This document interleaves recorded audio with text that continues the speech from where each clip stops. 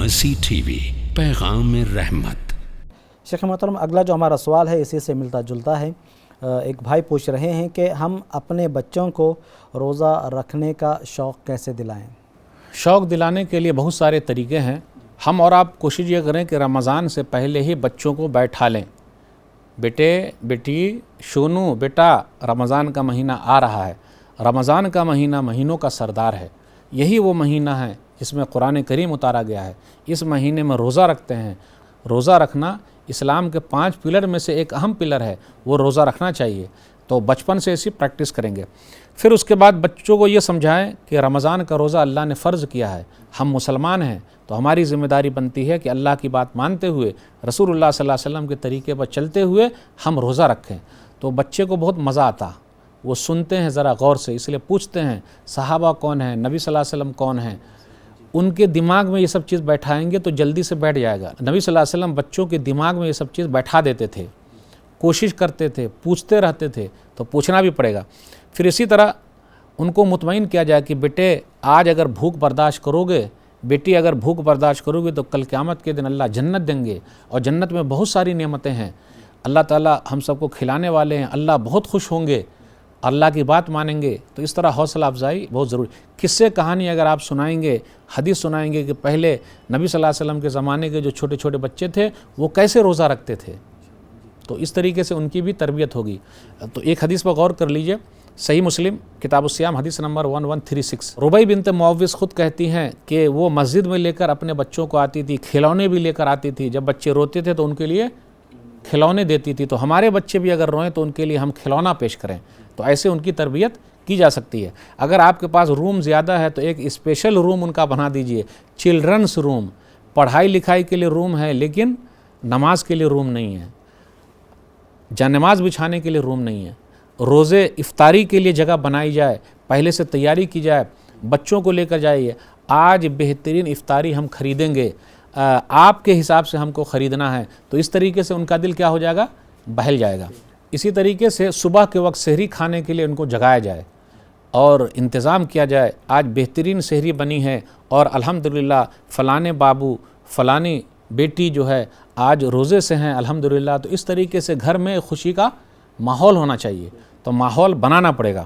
اگر ہو سکے تو ہر دن کوشش یہ کریں کہ ہم روزے کے تعلق سے ان کو ابھارنے کے لیے کچھ لفافے وغیرہ بھی تیار رکھیں کہ الحمدللہ آپ اگر یہ کام کر لیں گے تو آپ کو یہ انعام ملے گا، یعنی کمپٹیشن ہونا چاہیے حوصلہ افزائی کے لیے۔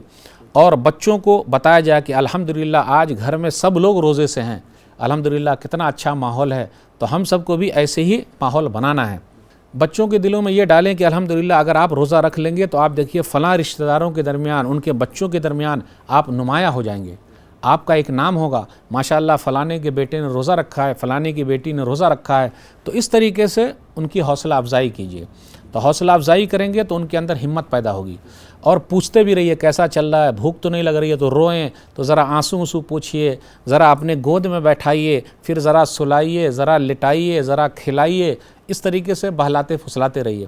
پوچھتے رہیے کیسا چل رہا ہے روزہ، دیکھتے ہیں بیٹا جیتتا ہے یا باپ جیتتا ہے، ذرا خود بخود گھوڑے بن جائیے، پیٹھ کے اوپر بچوں کو لاد لیجیے اور گھر میں گھمائیے، یہ بھی ہے۔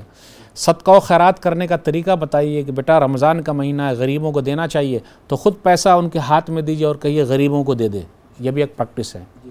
پھر اسی طرح اپنے گھر میں صندوق باکس رکھیے پیسہ نکالنے کا، صدقہ و خیرات والا، خود بھی ڈالیے اور خود بھی کہیے بیٹا اس میں ڈال گیا، کیونکہ رمضان کا مہینہ صدقہ و خیرات کا مہینہ۔ آج ہم بھوکے ہیں، دنیا میں کتنے غریب لوگ ہیں جو بھوکے ہیں، ان پیسوں سے کتنوں کا پیٹ بھر جائے گا۔ افطاری کے لیے جب بیٹھیں تو دیکھتے ہیں کن کو دعا یاد ہے، کون شروع کریں گے، افطاری کا آئٹم کون لائیں گے، کیا کیا کریں گے، حوصلہ افزائی۔